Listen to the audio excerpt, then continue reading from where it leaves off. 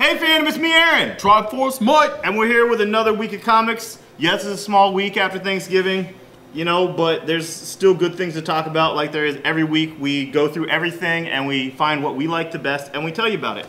The first one is Action Comics. Oh man. It's an annual and it's great. And just a little background on Action Comics, it's the best. It's Lex Luthor and it's Paul Cornell. Yeah. And Death was in it, Vandal Savage, Secret Six. Yep. Everything is amazing. Yep. It is the best book DC's putting out right now. I know all the hype went to JMS and his Superman, you know, does the Forrest Gump trip across America. Yep. And his, you know, Wonder Woman changes her clothes. I mean, you know, but Lex Luthor on Action Comics is the best ever in life. Yep.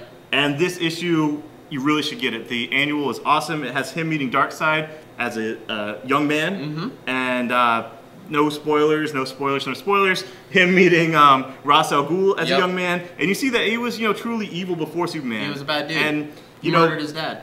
Well, yeah, that's not a spoiler. But, you know, he likes to play it that he's not evil, just Superman makes him do these things to blah, blah, blah. He's sick. No, he's bad. He's sick. But it's really enjoyable. Dude, Paul Cornell. Paul Cornell is the best. He's the best. Batman Beyond, it's 100-page spectacular. It's $7.99. And what they did with this is they cherry-picked the best issues, or all the JLU issues of the old series. So I love this. It's economical. You get 100 pages for cheap. And it also is whenever they do this, it's something they're going to reference back to in the current stuff. Yep. And the new ongoing Batman Beyond that starts in February for $2.99 is going to be JLU heavy. So get your background on. Boom. And Brightest Day, whatever happened to the Manhunter Mars, apparently he's a Green Lantern. There was some awful gerrymandering. They were redistricting the sectors, and now the line between the sector goes between Earth and Mars. And, you know, they just really needed to make Martian Manhunter relevant, and, you know, whatever, I'm not buying it. So it's like 10 Green Lanterns for the Milky Way? Yeah, it's insane. But Wonder Woman did change her clothes for the cover, so that's cool. And, you know, Brightest Day is awesome. It's hitting on all cylinders. And if anyone was waiting for the trade, doing the trade wait junk, just have this ready for them. It's a hard wait. It's nice. It's a lot of issues, and it's a beautiful hardcover. Waiting for a hard-on.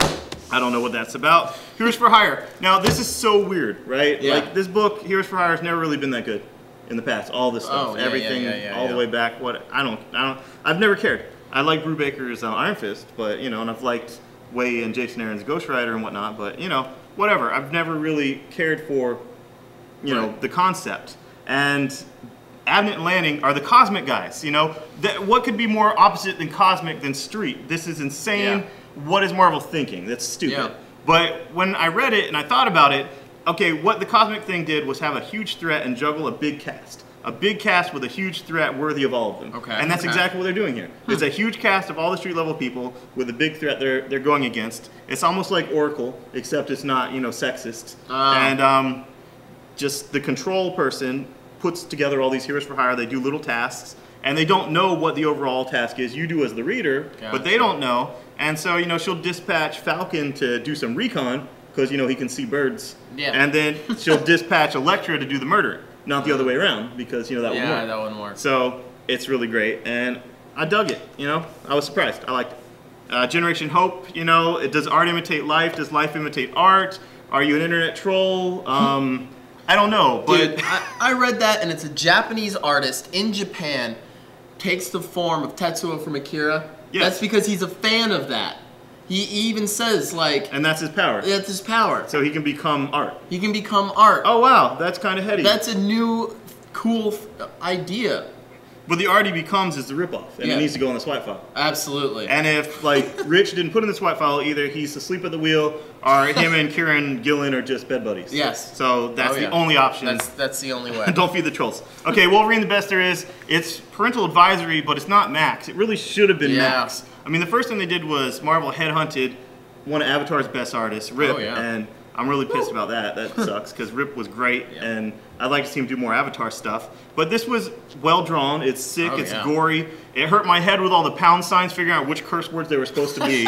And it was just pound sign, pound sign, pound sign in almost every panel.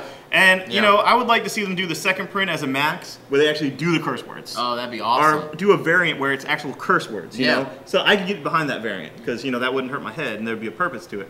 But, you know, it is sick, and if you want good art and just sickness, get it. Because, you know, if I'm sick. I'm disturbed. I don't know. Fable's finally out. Ooh, Volume 14. That was awesome. And it's been like 2 years since the last Fables collection. Yeah. I mean, Volume 13 was essentially a Jack of Fables volume. It was. This is back to form, back to everything. It was so good. And Mr. Dark, that whole thing continues. See all the witches. It's so good. Yeah, it's great. Dude. So check that out if you've been waiting for that. And the next graphic novel we're talking about is Planetary. It's also the best book ever. Yes. And it's my favorite Warren Ellis. Easily. I think it's his masterpiece. Yeah. I like Transmet, but I think this is way better. And I've never been able to push this to customers with a clear conscience, because the end was never done, and it was like years and years and years, and it's not done. And I'd get people into it, they'd love it, and it's like, where's Volume 4? It's not out yet. And then it came out in a hardcover inexplicably. Even though the other ones didn't. And then it went out of print as a hardcover, and we still had to wait, the year to get the softcover, because that's DC's, party line. But anyway, this is the best stuff. I love it, and if you don't take my word for it, there's a $1 issue. Yeah, get it for $1. At finer comic shops, they have these because they know that this helps sell this. Oh, yeah. At my comic shop, a comic shop, we will give it to you for free. Just come and ask, we'll give it to you for free. Yep. The last book we're going to talk about is our random awesome local. This is my favorite Brian Wood book ever. It's 12 issues. It's beautiful. It's a $30 hardcover, but it's 12 issues with a lot of backup material. And it's basically one girl's story of self-discovery on a journey where she's seeking a geographical cure for, aging, for coming of age, for growing up. And sometimes she's the main character, sometimes she's a tangential character. It's all over America, even Canada, and it's really cool stuff. Wordberg. I love Wordberg. Wordberg. So that's probably Canada, right? Yeah. But this is great, and it's classy. You put this on your bookshelf, and you invite a girl over, and she's gonna be like, "Oh man, that guy's a classy dude." Yeah. That's a classy. You're dude. in. You're in. So this weekend on Sunday, Walking Dead Marathon. Oh my God. I love Walking Dead. I'm American. I don't need heady stuff. There's been every single zombie movie or anything ever has always been metaphors about the zombies are terrorists or the zombies are this or that. And it's like, I just want zombies to be zombies, and I want really good characterization. I want a lot of headshots, and that's what I'm getting.